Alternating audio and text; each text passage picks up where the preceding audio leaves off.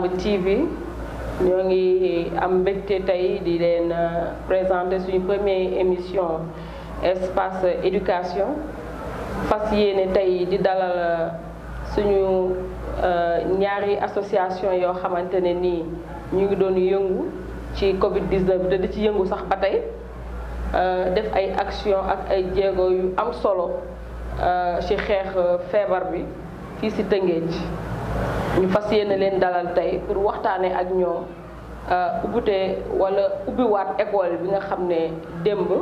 ministre bi def na ko fii ci Sénégal ñu bàyyi leen ñu nuyoo après ñu xuus ci waxtaan bi. maa ngi tudd Aliou Faye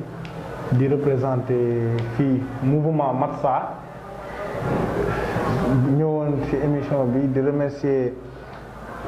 présentatrice bi Mame Fatou Bintou ak sama ñaatige bi toog bi président Thierno Ndiaye. maa ngi tudd Thierno Ndiaye nekk représentant wu mouvement des 100 étudiants contre le Covid ville particulièrement de Rufisque. Mission espace éducation tey dañu jël décision ubbee ko nii mu nekk émission boo xam ne 15 jours bu nekk lay am fii ci Lamb TV ci sa famille nga war leen ko présenter ñu war a waxtaane lépp luy jàng ak jàngale ak lu jëm ci jàng ak jàngale ak acteurs yi nga xam ne yépp ñoo nekk autour donc de cette question ñu waxtaanee ñu wax faskee ni ko waxtaane mu war a leer ci boppu acteurs yépp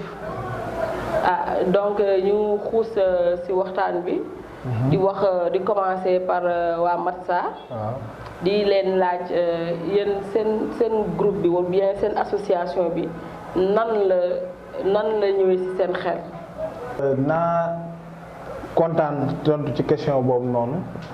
parce que Matsa mi ngi tekki mouvement ànd taxaw suñu askan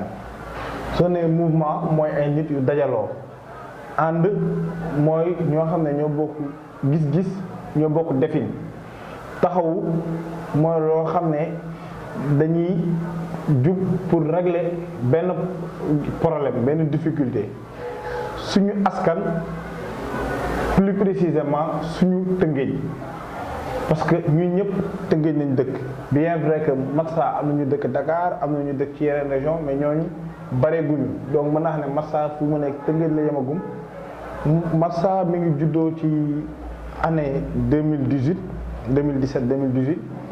ñu dajaloo doon ay xale gis ne Tëngéej daal am na yoo xam ne war nañ ko mën a régler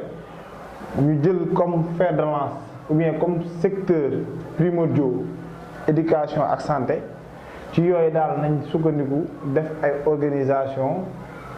comme par exemple ay don de sang ay conférence ak yeneen ci loolu nañ consolidé woo formé benn groupe bi tuddee woon ko sax mouvement ànd taxaw suñu Arafat parce que Arafat la sosoo mais fi mu nekk mouvement ànd taxaw suñu askan la parce que fi mu nekk yaatu na Tëngéej ba weesu na sax Tëngéej mais fi mu nekk daal mën naa xam ne suñu programme yëpp li ci ëpp daal Tëngéej la basé wu. Moi je suis le secrétaire général du mouvement ànd taxaw suñu askan. Le président c'est Gorgui Samb. def naa ne même question bi rek la ñuy indiwaat mooy mouvement des 100 000 étudiants nan ngeen ko créer. Contrairement ak mouvement Matsa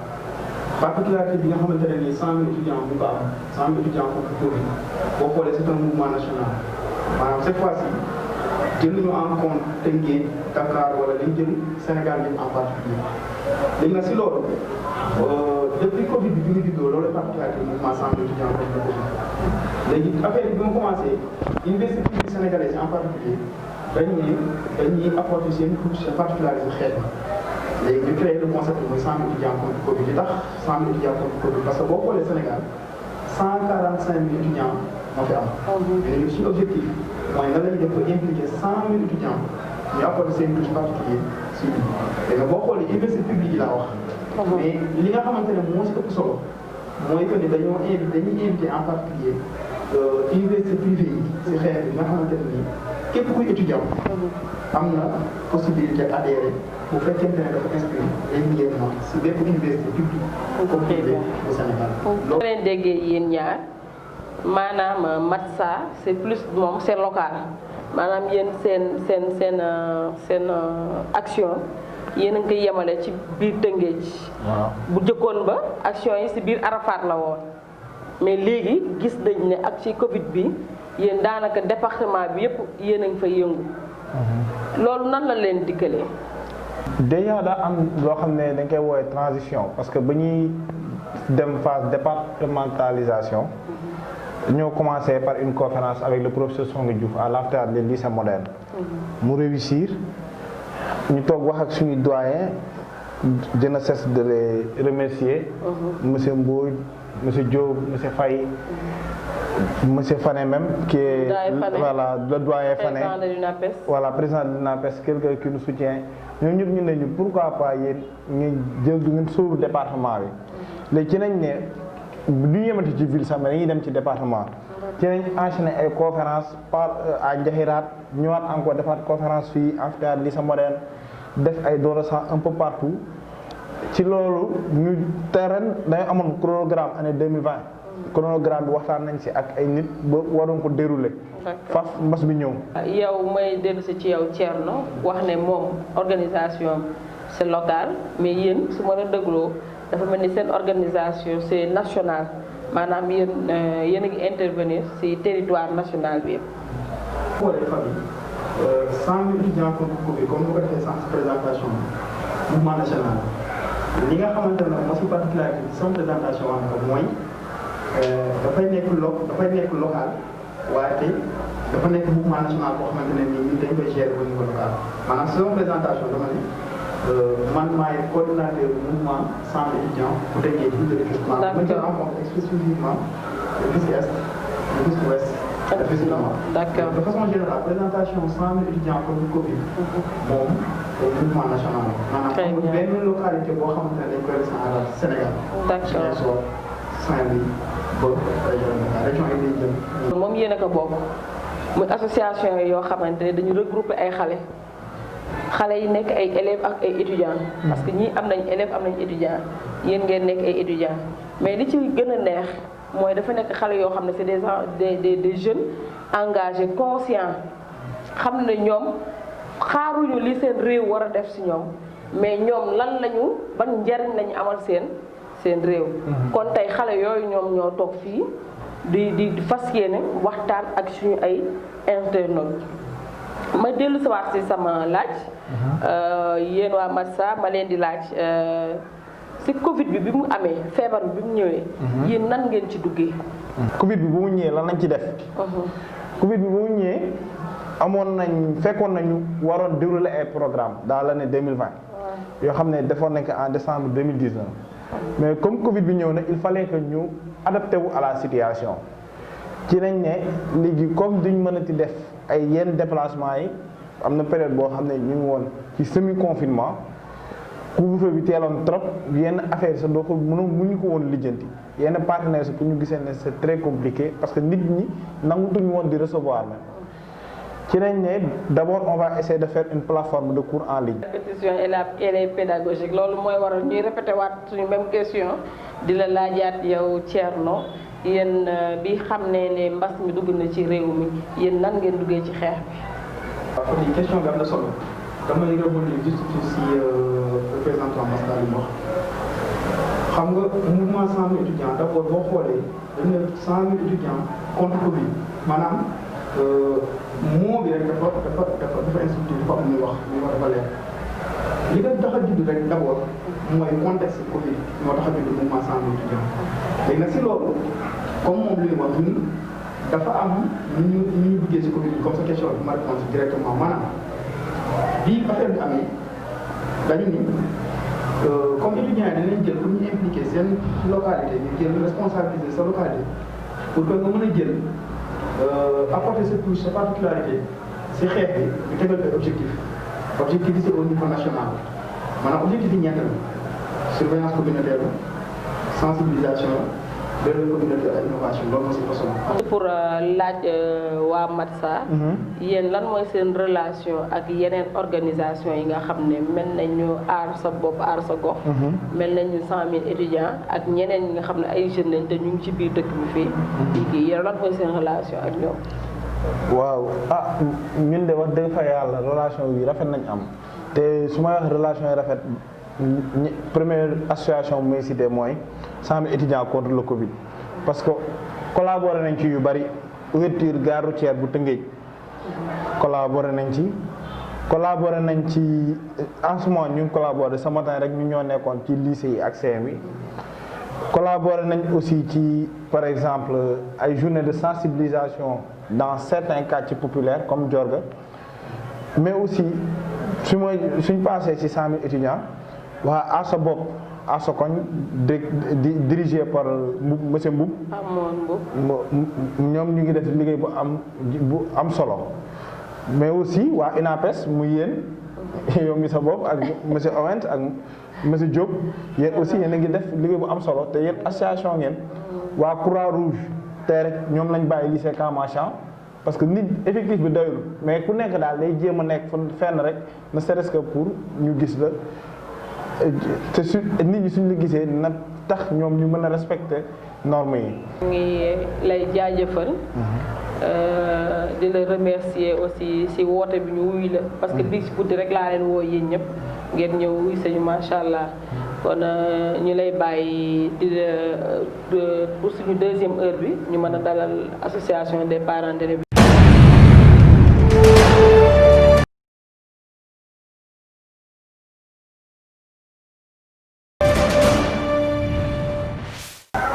xarit yi ak mbokki internet yi yu Coumba Lamb TV man Sister Faby maa ngi dellu si waat suñu deuxième partie espace éducation di ci fas yéene dalal Mamoune Owens Ndiaye nekk parent d'élève nekk aussi membre de l'UNAPES national ñu bàyyi ko mu nuyoo ak suñu mbokk yi Mamoune Owens. waaw jërëjëf Sister Faby ñu ngi lay nuyu di la ci émission bi ñuy invité tey xam ne li ñu war a wax nga xam ne ci éducation nga xam ne moom mooy téye li ñuy wax nation wala ab état nga xam ne état boo xam ne ay doomam bu ñu amul éducation defe naa dara déglu donc bu émission bu am solo ñu koy defee fii ci Coumba Lamb TV muy vraiment télévision boo xam ne ñu leen di ñaanal ñu gën a jël ci kanam. SG wala président ni moom may habitude la ko woowee ñëpp xam nañ ne actualité bi jamono bii nii moom mooy ubbiwaat bi nga xamante école yi ubbiwaat nañ ko démb di nekkoon le 25 yéen en tant que parent d'élève nan ngeen dundee woon tëj bi ñu ubbi jëg waroon ko ubbi mu avorté ñu ubbiwaat ko nan ngeen dundee ñaari kii yooyu événement yooyu. xare ak am ñeewantal suñu doon parce que xam nañ ne peut-être ñun ni ñu koy appréhender ñoom duñ ko gisee noonu ñoom danga foogoon ne dañuy war a dem ci année blanche wala yu demee noonu ak yooyu mu nekk lu metti woon ci ñoom ba nga xam ne bon ñun daf ñuy boole parce que rek waajur rek ak ay doomam bu ñu amee njàqare da ngay nekk ci loolu di rafetlu li nga xam ne gouvernement bi ubbiwaat nañ école yi parce que dañ foogoon ne peut-être ñu bari ñu foogoon ne mënul am mais bu affaire bu amee ci biir démb comme que ñun dañuy nekk ci établissement yi ñu gis ne vraiment rafetlu nañ ko ak li nga xam ne moom la état tegoon muy mesure yooyu ñuy wax pour mun a tax école ubbi vraiment ñu ngi seetlu ne loolu waxuma ne 100% la parce que yàlla rek moo am 100%. mun nañ wax ne matale nañ ko pour mun a tax élèves yi continuer jàng. nga di xeex mooy l'école de la communauté. dafa mel ni communauté bi léegi gëm na ne moom école surtout Covid bii. dafa gën a dëgg. waaw loolu xam nga li ñuy wax hasard Covid bi dafa am yu bari yu mu rek surtout sur les textes waxuma éducation même feneen sax. parce que gouvernement bu bees bi bu mu ñëwee dafa am lu muy créer mooy réformer l'éducation def lu ñuy wax la décentralisation concentration mooy yooyu ñuy wax jël ay pàcc yoo xam ne da koy jox collectivité territoriales yi ak communauté bi surtout mooy loolu moom sax ci santé compétence décentralisée voilà même santé sax loolu dafa ñëw créer que def at yeneen réforme majeure au niveau de la santé dañ jógee ci comité de santé ñëw ci CDS. fii tamit dañu jógee ci PDF yi ñëw ci paquet bi. réformer les conseils de gestion au niveau des écoles élémentaires tamit ñu ngi réformer tamit les conseils de gestion au niveau des moyens secondaires. nga xam ne dañ am pàcc bu am importance ñaari secteurs yooyu ñu jox ko collectivité locale ak communauté bi. muy compétence transfert. voilà comme ça léegi loolu dina tax communauté bi mu koy yàgg wax xajuñ ci école. parce que boo xoolee ñu ne bàjjenu gox mu ngi sa école bi. chef de quartier mu ngi si école ba ASC mu ngi si école ba groupement de femmes ñu ngi si école ba imam mu ngi si école ba ñoom ñëpp ak la communauté ak association yi ñoom ñëpp bu ñu ñëwoon seen synergie bi ñu am ak doole ji ñu am dugg si école bi jàppale école defe naa ne école saxlutuñ sax ñuy laaj gouvernement len parce que boobaa dina am fépp loo xam ne mate na ko rek wala sooxe na ko defe naa ne loolu ñooñu mën lim loolu rek mën nañu résoudre le problème. ñu lay laaj monsieur Ndiaye xale yi xam ne ñoom defuñu examen yéen parents d'élèves yéen tiitaange ngeen am si ñooñu. ne defuñu examen seet naka lañ wax nañ ñoom ne ay critères yi passage parce que nee nañu ci l'équipe ñuy pédagogique conseil de classe yi ñoom ñoo leen di passé loo mais nag xam naa peut-être am na ay critères d'appréciation yu ñu teg. kon nag donc ñun lu ñu bëggoon mooy xale yi d'abord am na ay kii en ligne mais matalawul du fépp dañoo bëgg déwén bu ñu commencé année 2021 au moins ñu def ay cours par exemple premier mois d'ouverture yi wala 1 mois et quelques ñu def ay tours de rattrapage par rapport ak classe yi nga xam ne moom moo passé xam naa ne moom enseignants yi am nañu volonté boobu professeurs yi am nañu volonté boobu parce que fu mu ne nii ni ma ko gisee Covid bi dafa am élan de solidarité nouvelle boo xam ne mu ngi ci Sénégal état nag moom moo leen war a accompagner par rapport ak loolu ils sont là pour se sacrifier loolu tamit maa ngi ni ma gërëmee waa mouvement yi maa ngi sant loolu tamit enseignants yi di sant l'administration des établissements di sant les professeurs vraiment sacrifié wu nañ pour que tout se passe bien pour que xale yi nekk dans de bonnes conditions. monsieur Mama Owen Ndiaye yow tey boo amoon appel booy def à l'endroit des autorités tey yow lan nga leen di wax en tant que parent d'élève. dafa war a nekk place boo xam ne képp ku fa war a dem élève bu fa war a dem da ngay kontaan pour dem donc mooy environnement scolaire bi man loolu laay jëkk a gën a développé parce que école xale bu jóg rek da nga war di kontaan. wax yow sax 6 heures du matin pour yàkkamti dem école mooy c'est-à-dire école dafa war a am commodité yëpp yoo xam ne élève bu fa demee sax du bëgg a ñibbi. ñoom dinañu dégg appel boobu di leen remercier waat rek suñu mbokku internet yi. moo taxoon ñu ne tey suñu premier numéro yéen ñi nga xam ne yéen a seq éducation muy yéen ñi di jàng ak ñi leen jur yéen lañ ci fas yéene dalal ngeen wax ñu seen xel dal na mais ni nga gisee mooy seen xel dal na li ngeen di woote rek moom mooy booloo. moom mooy unité kon nag ñu jox leen dig daje dans 15 jours ci seen beneen émission ak la Siste Faby Ngom fii ci Coumba Lamb TV merci.